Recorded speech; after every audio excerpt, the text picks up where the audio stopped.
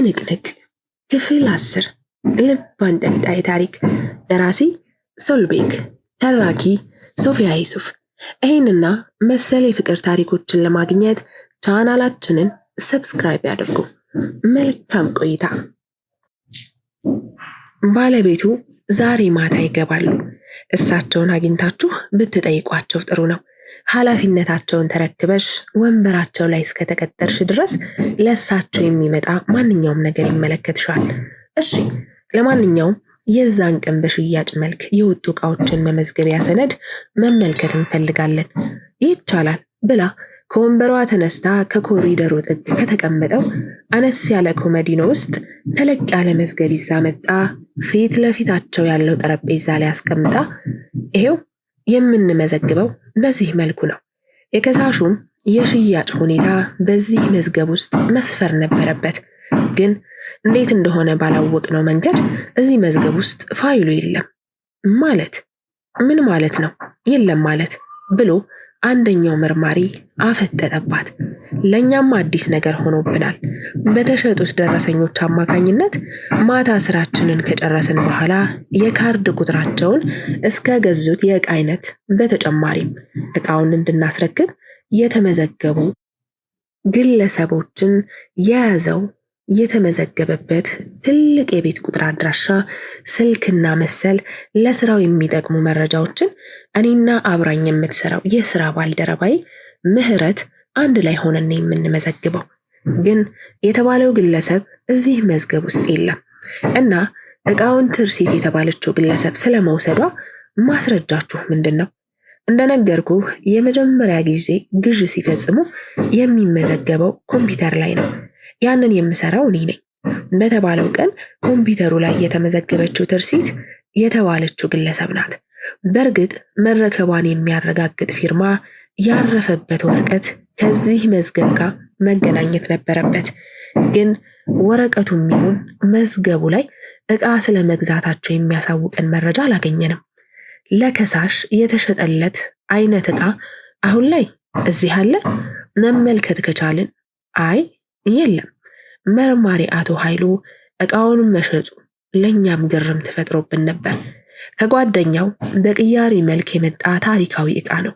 በዛ ዋጋ የሚሸጥ ምንም አይነት ዕቃ እዚህ ሱቅ ውስጥ የለም ስትል ሶስቱም መርማሪዎች አይን ላይን ተያዩ። ጥሩ፣ ይሄን መዝገብ ይዘነው መሄድ እንፈልጋለን። በተጨማሪም ሌሎች ጥያቄዎች ሲኖሩን ተመልሰን እንመጣለን ብለው ተነስተው ቆሙ። ይቻላል፣ በማንኛውም ሰዓት ሱቃችን ክፍት ነው። ካስፈለገም እኛው ራሳችን መምጣት እንችላለን። ምናልባት ካስፈለጋችሁ ብላ ከጠረጴዛው ላይ ቢዝነስ ካርድ አውጥታ ለአንደኛው መርማሪ ሰጠችው። ኢንስፔክተር አለምሰገድ መልካም ቀን ይሁንልሽ ብሎ ወደ በሩ አመራ። ሁሉም ተከትለውት ወጡ። ምህረት ተሰልፈው ሲወጡ ስታያቸው ደነገጠች። ከበሩ መራቃቸውን ስትመለከት አንቺ ምን ጉድ ነው?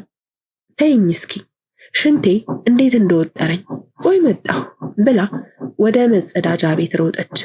ኢንስፔክተር አለምሰገድ ለኤፊ ደውሎ አብሯቸው እንዲሄድ ቢጠይቀው መልህቅ ከሆስፒታል የሚወጣበት ቀን ስለነበር ብሌንን ብቻዋን ሊተዋት አልፈለገም። ተቀይራ ያደረችለት ብሌን ስለነበረች በጠዋቱ ሻወሩን ወስደ ነው ወደ ሆስፒታል የሄደው። እሱ እስኪመጣላት የሚከፋፈሉ ነገሮችን ጨራርሳ ጠበቀችው። መልህቅ አይኑ አሁንም እንደታሸገለት ነው። ከ2 ቀን በኋላ ተመልሶ እንዲመጣ ታዟል። ብሌን ከዶክተሩ የሰማችውን ነገር ተስፋ አስቆርጧታል። የብርጭቆ የተወሰኑ ስብርባሪዎች አይኑ ውስጥ ገብተው ጉዳት እንዳደረሱበትና 65% የማየት አቅሙን ሊያዳክም እንደሚችል ነግረዋታል። ለመልህቅ አሁንም ድረስ ቁስለት እንዳለውና ቁስሉ እስኪደርቅ መታሸግ አለበት እንዳሉ ብቻ ነው የነገረችው። ኤፊ ሆስፒታሉ በርጋ ካለችው አነስ ያለች የአበባና የስጦታ ዕቃ መሸጫ አበባ ገዝቶ ወደ ውስጥ ገባ። መልህቅ ትራስ ደገፍ ብሎ አልጋው ላይ ተቀምጧል። ብሌን ልብሶቹን እያጣጠፈች በአንድ ተለቅ ያለ ከሻንጣ ባልተናነሰ ቦርሳ ውስጥ ትከታለች። ኤፊ እንደምን አደራችሁ ብሎ በሩን ከፍቶ ገባ። ተመስገን አምላኬ እንኳን ደህና መጣ። ብሌንን ጉንጯን ሳም አደረጋትና እንኳን ለዚህ አበቃ ብሎ የገዛውን አበባ ሰጠው። አመሰግናለሁ፣ መቸገር አልነበረብህም። ደስታው የእኛም ነው። መልህቅ ዛሬ በደንብ ነቃ ብለሃል። ደስ ይላል። አዎ ፈጣሪ የተመሰገነ ይሁን ብሎ ወደ ላይ ተመለከተ። ብሌናችን ምንድን ነው ዝምታ ብሎ ትከሻዋን ነካ አደረጋት። አይ ምንም እንዲሁ ነው ከሆነ መልካም ነው ብሎ ባይዋጥለትም ሊያስጨንቃት አልፈለገም። ኤፊ ብሌን የሰበሰበቻቸውን ዕቃዎች ይዞ መኪና ውስጥ ላስገባቸውና እመለሳለሁ፣ እስከዛ ተነስተህ ጠብቀኝ ብሎ ተወጣ። ብሌን የመልህቅን ፍላጎት ለማወቅ ወዴት እንሄድ? የት ነው መሄድ የምትፈልገው? ማለት ወዴት ስትይ ምን ማለትሽ ነው? አይ ኤፊ እሱ ጋር እንድንሄድ ነው ያሰበው። ከመሄዳችን በፊት ፍላጎትህን ልወቅ ብዬ ነው። ምንም ጥያቄ የለውም። እሱ ጋር የማርፍበት ምንም አይነት ምክንያት የለም። አንቺ አለሽልኝ፣ ሌላ ምን ያስፈልጋል? እሺ በቃ ተነስ እነግረዋለሁ ብላ ሄዳ እንዲነሳ ደገፈችው። ሲጀመርም ከዚህ በኋላ አልጋ ላይ አልተኛም። አተኝም እንዴት ሽባ እንደሆንኩኝ ከአልጋ ላይ እንኳ ራሴን ችዬ መነሳት ያቅተኛል ብሎ ከንፈሩን ነከሰ። ብዙ ደም ስለፈሰሰ አቅም አጥተህ ነው እንጂ ሌላ ምንም ሊሆን አይችልም። ሳይሻልህማ የትም ንቅንቅ የለም። እስኪ እናያለን ይህን የሞጥ ማጣ ብሎ በቀኝ እጇ አቀፋት። እሷም እጇን በጀርባ በኩል ወስዳ ወገቡን አቀፈችው። ተያይዘው ወጡ። ደረጃውን ለመውረድ ስለማይችል አሳንሰሩ ወዳለበት ሲሄዱ ኤፊ ከአሳንሰሩ ሲወርድ ተመለከታቸው። ፈጠን ብሎ እኔ አደርገው ነበር እኮ እና መልህቅ እኔን ተደገፍ ብሎ ትከሻውን አዞረለት። እሺ ብሎ የኤፊን አንገት አቅፎ ወደ አሳንሰሩ ተጓዙ። ቢኒ ከጓደኞቹ ጋር ሆኖ አካባቢው ላይ ወደሚገኘው ፖሊስ ጣቢያ መሩ። በቅርብ ርቀት ላይ መቀመጫ ድንጋይ ፈልገው ተቀመጡ። ማንን መጠየቅ እንዳለባቸው ግራ እየተጋቡ እያለ የቢኒ የቅርብ ጓደኛ የሆነው ሞገስ ከፖሊስ ጣቢያው አንድ አጠር ያለ መላጣ ሙሉ ሱፍ የለበሰ በአንድ እጁ ቦርሳ የያዘ ሰውዬ ወጥቶ ወደ እነሱ ሲመጣ ተመለከተው። ቢኒን ትከሻውን ነካ አድርጎ ተመልከት ወደዚህ የሚመጣውን ሰውዬ ቀና ብሎ ሲመለከት በአንድ እጁ ቦርሳውን ጥፍርግ አድርጎ ይዘው ሌላኛው እጁ የሱሪው ኪስ ውስጥ ከቶ መሬቱን ነው የሚያየው። ቢኒ ታዲያ ምን ላድርገው ታውቀዋለህ? አዎ ብሎ አጠገቡ ሲደርስ መለስ ብሎ ጠራው። ቀና ብሎ ሲመለከተው ሞገስ፣ እንዴ ሞገስ ከየት ተገኘህ ብሎ አቅፎ ሰላም አለው።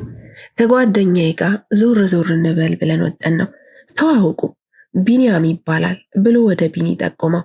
ሰላም ቢኒ፣ መለስ እባላለሁ ብሎ እጁን ዘረጋለት። ከተቀመጠበት ብድግ ብሎ ሰላም አለው።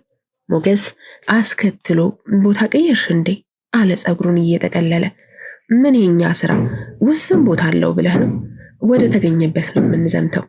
አይ ጥሩ ነው፣ አንደኛ ከመቦዘን ይሻላል። አዎ እና እንዴት ነህ? ደህና ነኝ። ያቺ ነገረኛ እህትህስ ደህና ናት? አዎ በጣም ደህና ናት። ትጠያየቃላችሁ እንዴ? አያይ ከዛን ቀን ጀምሮ ሂጅ አላቅም። ከሱ ከጓደኛዬ ጋር አነስ ያለሽ ቤት ተከራይተን ነው የምንኖረው።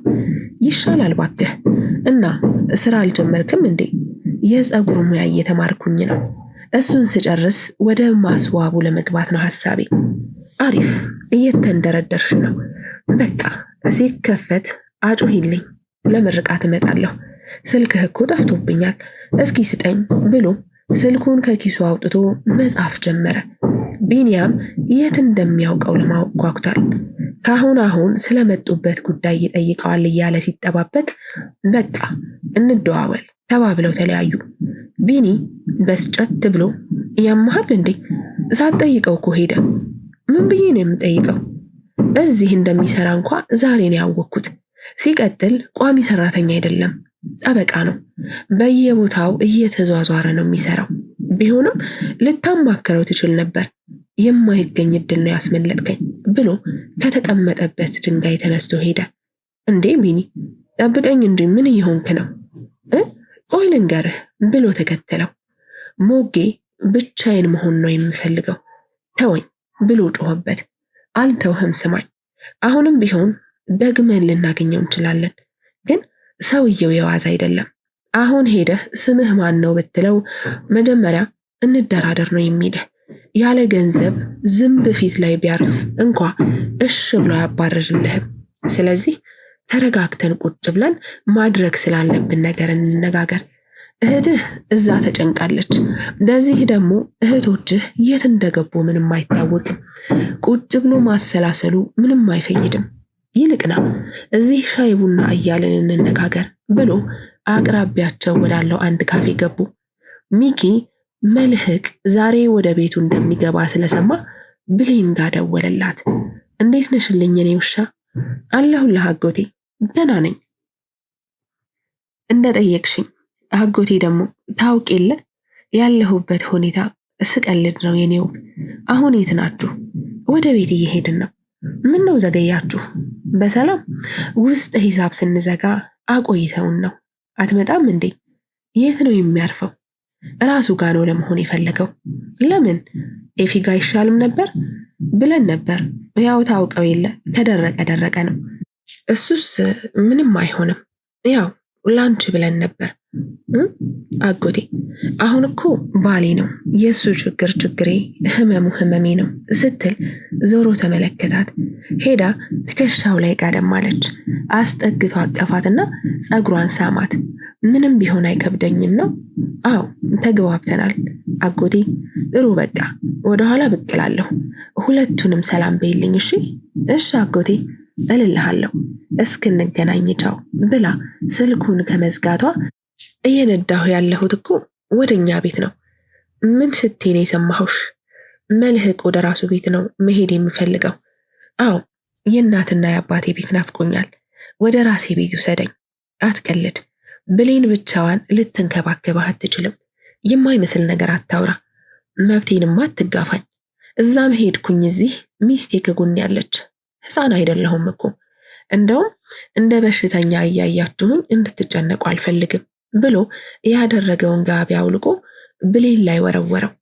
ኤፊ ወደ ቤት ንዳው በቃ ምርጫውን ለሱን ተውለት። እሺ እሺ እሺ እንዳላችሁ ብሎ ወደ መልህቅ ቤት የሚወስደውን መንገድ ይዞ ጉዞውን ቀጠለ።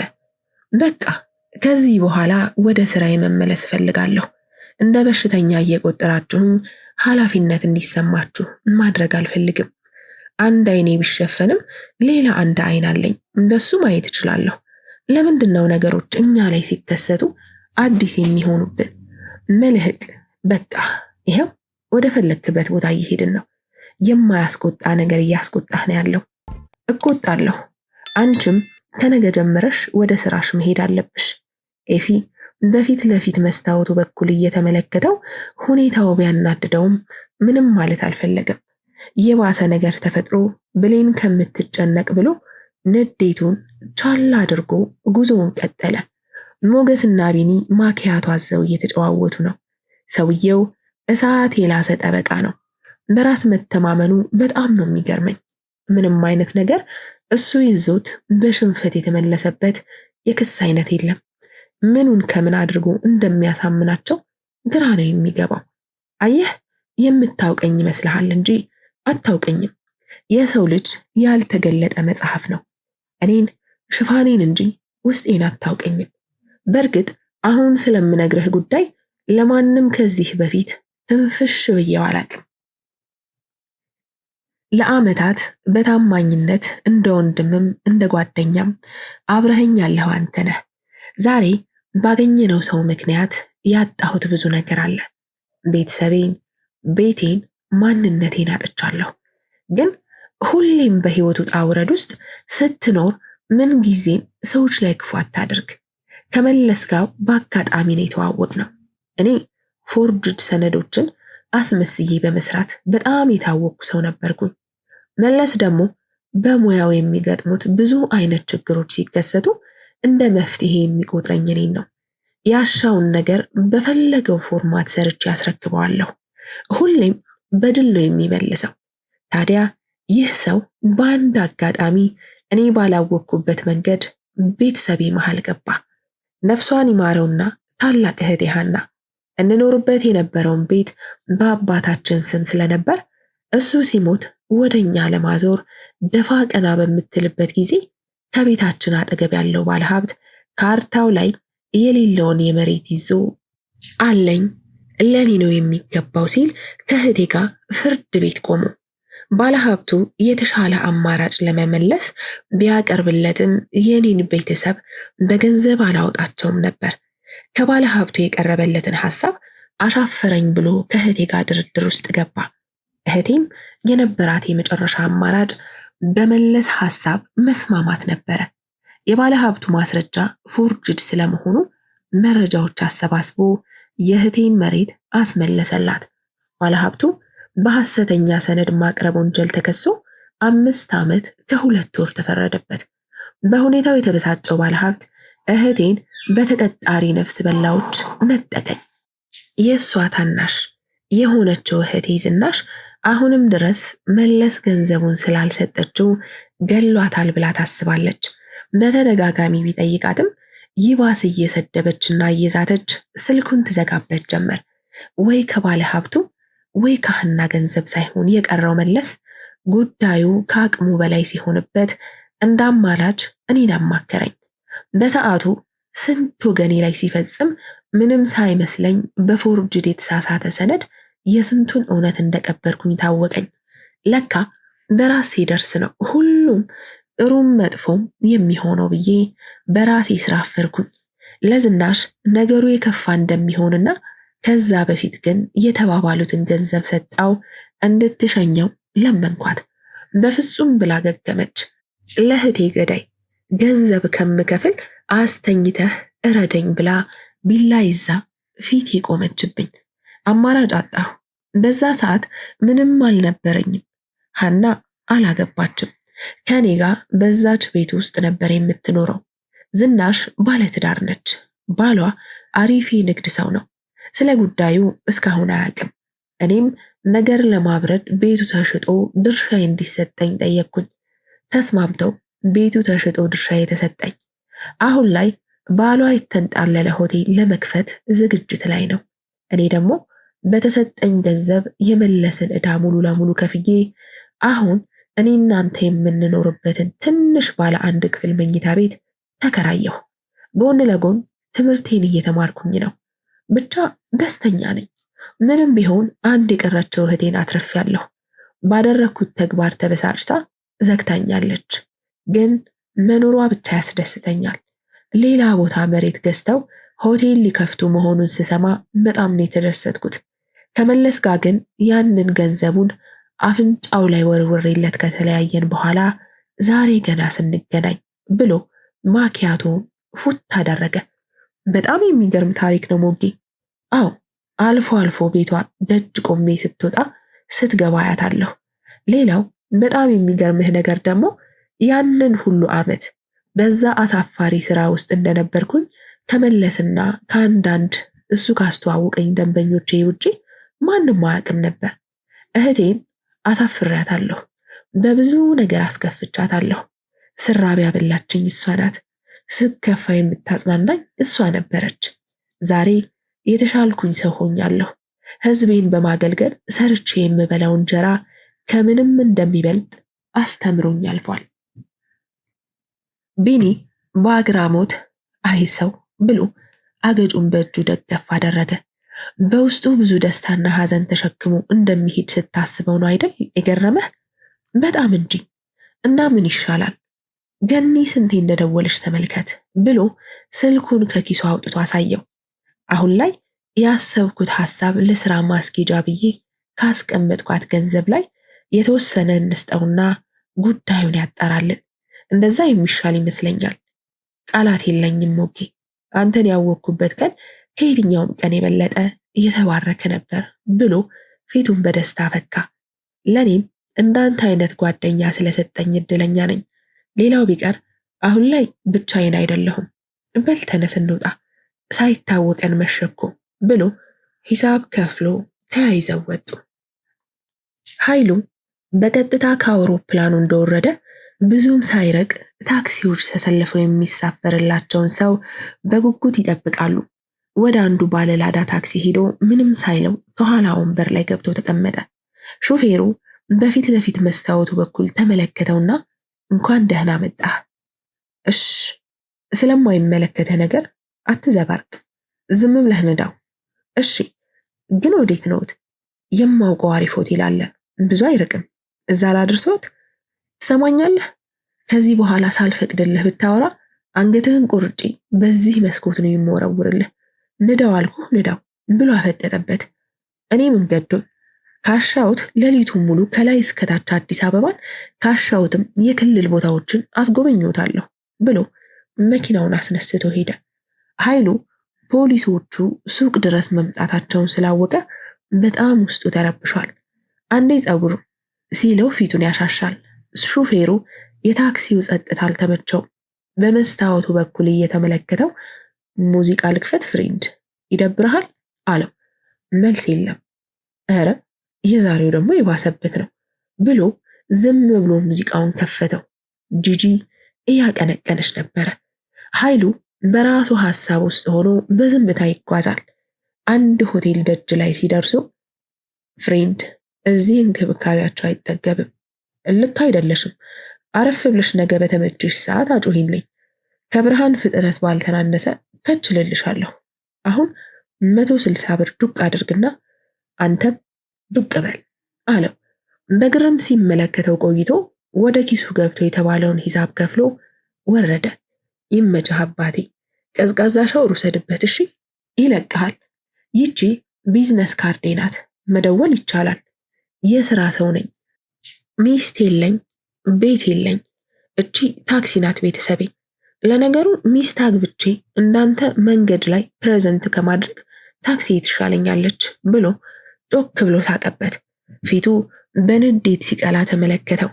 መኪናውን አዙሮ ያለማቋረጥ እየሳቀ ሄደ። ኃይሉ ከአካባቢው እስኪርቅ በዝምታ ሲመለከተው ቆይቶ የሰጠውን ቢዝነስ ካርድ ተመለከተ። ደሱ የተቀመመች የቡና አስመጭና አከፋፋይ ይላል። ወደ ሱሪው ከቶ ሻንጣውን እየጎተተ ወደ ሆቴሉ ገባ። ኤፊና ሚኪ ከነ ብሌን ጋር እየተጨዋወቱ ነው። ስለ ብሌን የዳንስ ትምህርት ቤት አውርተው መሞላት ስላለባቸው ዕቃዎች አንድ በአንድ በዝርዝር ተወያዩ። ሚኪ ለጫጉላ ሽርሽራቸው ከሀገር አለመውጣታቸው ላይ ባይስማማም መልህቅን በዚህ ሁኔታ ወጣ ብለህ ተዝናና ማለት የማይሆን ነገር መሆኑን ተረዳ። በቅርቡ አብረው ሆነው መደረግ ያለበትን ነገር እንደሚያደርግና ስራው በታሰበው መንገድ እንደሚከናወን አውርተው ጨረሱ። ኤፊ የእጅ ሰዓቱን ተመለከተ። ኦ ሰዓቱ በጣም ሄዷል። ተነሳ አጎቴ፣ አንተ ልሸኝህና እኔ በዛው ወደ ቤት እሄዳለሁ። ጥሩ በሉ ሙሽሮች፣ መልካም አዳር ይሁንላችሁ ብሎ ከተቀመጠበት ሊነሳ ሲል ኤፊ ፈጠን ብሎ ክራንቹን አቀበለው። እሱን ያዘና ወደ መልህቅ ተራምዶ አይዞህ ፈጣሪ ጨርሶ ይማርህ አለው ትከሻውን እየደባበሰ። ብሌን ቆይ እስከ ደጅ ልሸኛችሁ ብላ ብድግ ስትል ኤፊ አይ ብርድ ነው አትውጪ፣ ችግር ካለ በማንኛውም ሰዓት ደውይልኝ ብሏት ግንባሯን ሳም አደረጋትና ተያይዘው ወጡ። ታዴ በቀጥታ አዲስ አበባ እንደገባ ወደ ቤቱ ሄደ። ገና የውጭውን በር ሲያንኳኳ ጎረቤታቸው ወይዘሮ አልማዝ ከፈቱት። ልክ ሲመለከቱት በጣም ደነገጡ። ሰላም፣ እንዴት ኖት ማዘር? አንተ አለህ እንዴ? አለሁ ማዘር፣ ችግር አጋጥሞኝ ወደ ክፍለ ሀገር ሄጄ ነበር። ታዲያ ሄደናል፣ ቤት እያያችሁ አይባልም? ቤተሰብ እንደሌለው እንዲሁ ዝም ተብሎ ቤት ተዘግቶ ይጠፋል? እናታችሁ አይደለሁ፣ አልጨነቅም። ቀስ ብሎ ወደ ቤቱ በር ሲመለከት ዝግ ነው። ትርሲት የለችም እንዴ? የት ትኖራለች? አብራችሁ ተያይዛችሁ እንደሄዳችሁ ተያይዛችሁ ነው እንጂ ከኔ ጋር አልሄደችም እኮ። ምን እያልክ ነው ልጄ? ሁለታችሁም በአንድ ቀን ነው ወጥታችሁ የውሃ ሽታ የሆናችሁብኝ። አንድ ላይ መስላችሁ ነበር። አይ እኔ ብቻዬን የሄድኩት። ስሄድ ለእሷ እንኳ አልነገርኳትም። ስልኳም አይሰራም። የት ሆነ ይሆን? እኔኑ ትጠይቀኛለህ? ስንት ቀን በጥያቄ ስብከነከን የኖርኩትን ሴትዮ ብለው በሩን ዘግተው ወደ ቤት እየገቡ ምናልባት ገሊላ ጋር ሄዳ ይሆናል ብቻዋን ሲደብራት። አይ ልጄ እንዳሰብከው ቢሆን መልካም ነበር። ግን ቆይና ግባና እናውጋ እስኪ ከመንገድ መጣህ አቆምኩ ብለው በፌስታል የያዘውን ዕቃ ተቀብለው ወደ ውስጥ ይዘውት ገቡ። እነ ትርሲት ታዴ ዛሬ እንደሚመጣ ሰምተው በጣም ተደስተዋል። ነፃነታቸውን ሊያውጁ መሆኑ ገና ለገና ሲያስቡት በደስታ ፊታቸው በራ። እነ ቦብ ማርሌ ጠረጴዛውን በውስኪና በተለያዩ መጠጦች ሞልተውታል። ከሐዘን የሚመጣ ጓደኛቸውን ሳይሆን ሙሽራ ይዞ የሚመጣ ወንድማቸውን የሚጠብቁ ነው የሚመስሉት። እነ ትርሲት እንደ የክብር እንግዳ በውብ የራት ቀሚስ ተሽቀርቅረው ቁጭ ብለዋል። እንዳይከፋው ለማድረግ ብዙ ሲጥሩ ቆይተው የባርዬ ስልክ ጮኸ። የማያውቀው ቁጥር ነው። አንስቶ ጆሮ ላይ ሲያደርግ ባርዬ አለው የሚያውቀው የታደሰ ድምፅ። ወይ ወዳጄ ምን ነው ዘገየህሳ? ይቅርታ በጣም ከገባሁ እንኳ ቆየሁ፣ ግን አልመጣም። ነገ መጥቻ ያችኋለሁ። ንገርልኝ ለነ ቦብ ማርሌ ስለደከመኝ ባርፍ ይሻለኛል። ክፍል 11 ይቀጥላል።